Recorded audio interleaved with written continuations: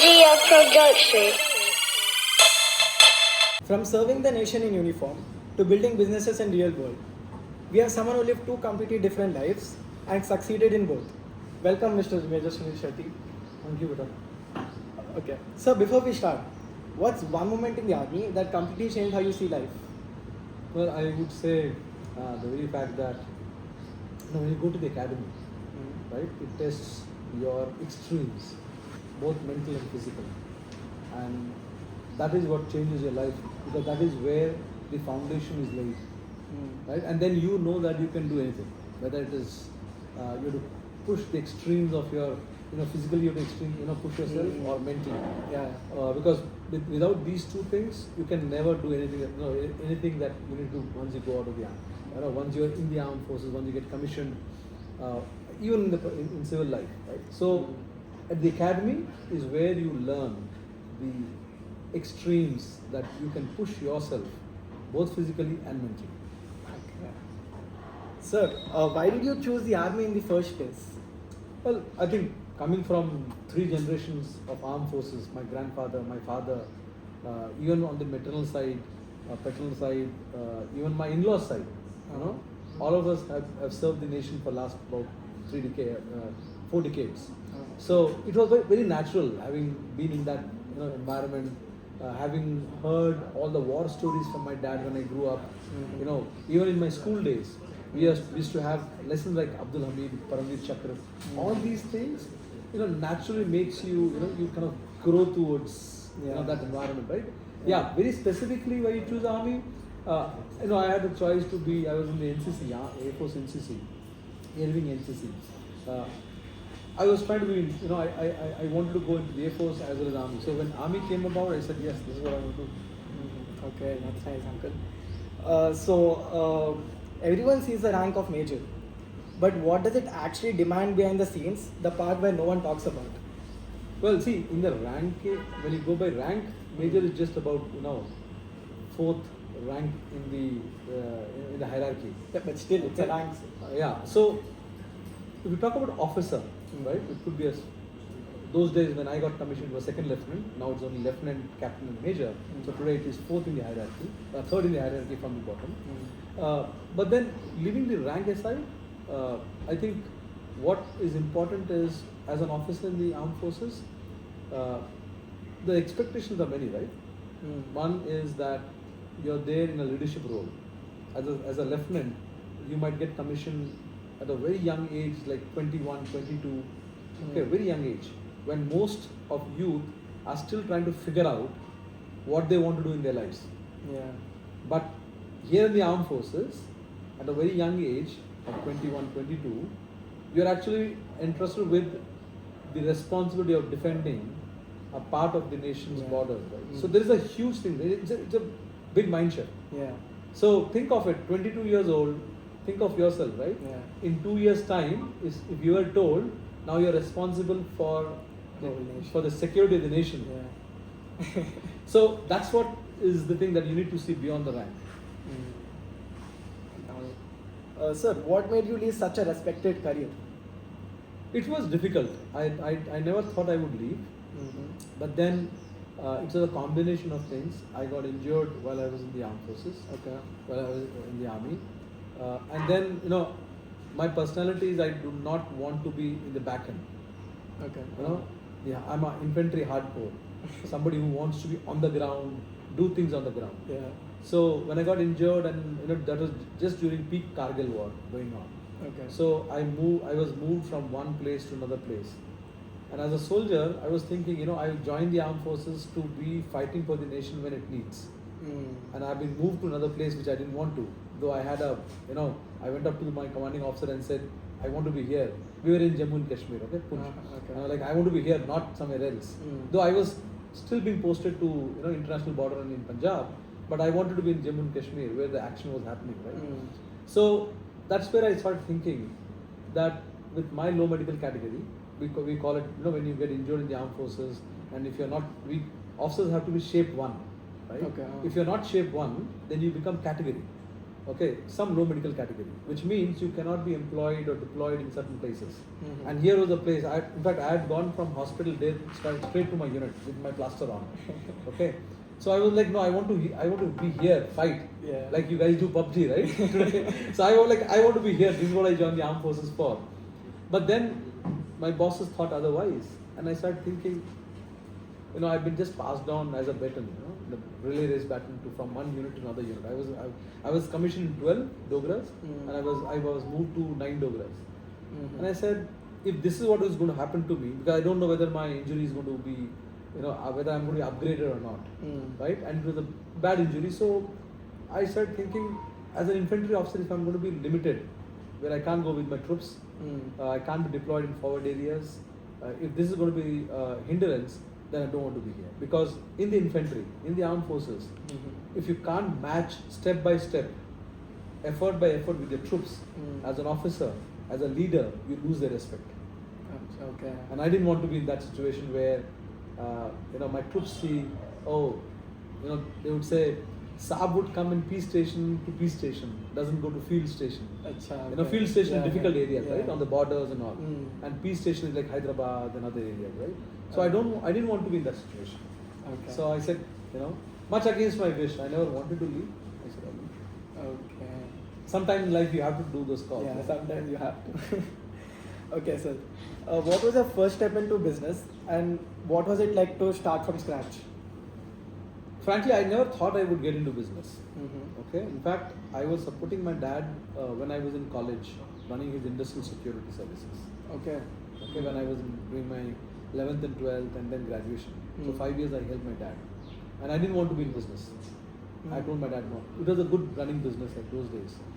And when I joined the army, my father closed down the business. So imagine I was like, I don't want to be anywhere close to business, right? And when I left army, I came out thinking I want to become a journalist, which I did eventually. Yeah. But then it so happened that when I came out, I found some opportunities, and it hit me that those days the desktop computers were a big thing. Everybody was buying it. Yeah. So I identified an opportunity, and I started my hardware assembly and sales, setup in Okay. CTC. Oh. Right. So I started selling desktop computers from there. Oh, I didn't know this. Yes. And then one thing led to another thing, and I believe that everything you do in life, they're like the dots, they're the experiences, right? You gain. Yeah.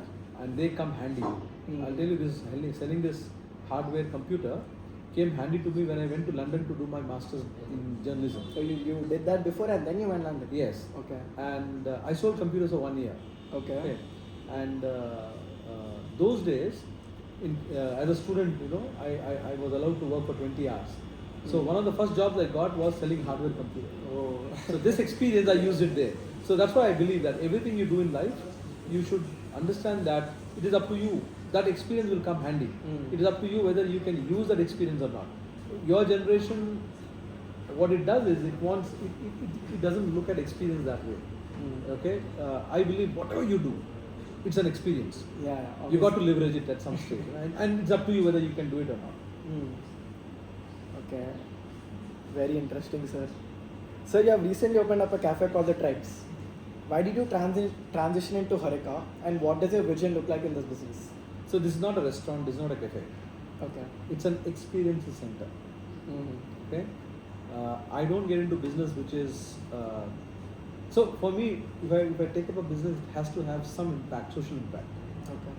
Think of My Startup TV, Yeah. world's first media house for startups. Oh, yeah. We'll come to that. Yeah, I'm just sharing Yeah. that I did this in 2019 when nobody was even looking at startups. Yeah, exactly. Yeah. Right? This is when I saw startups founders running behind mainstream media, requesting them if they could interview them, and they would not pay attention to them.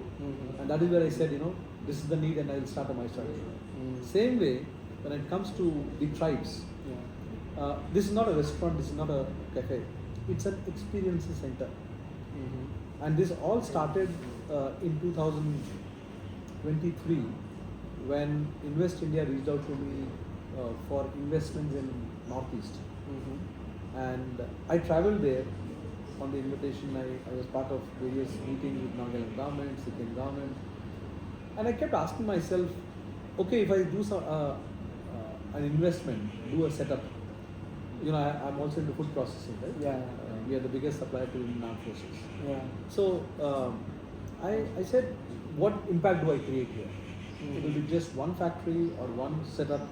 Maybe I employ 10 to 15 people. That's about it. Nothing much I can do. And if you recall, it was also, you know, in the 20s, 22, 21, 22, 23, there were a lot of attacks on Northeast people, right? Yeah. People from Northeast. They were called all kind of names. Mm. So that was in my mind. And also, not to forget that my first posting as a second lieutenant was in Manipur. Okay. I served in Northeast. Okay. So I already had fond memories of Northeast. Okay. So when you connect all these dots, I said, you know what?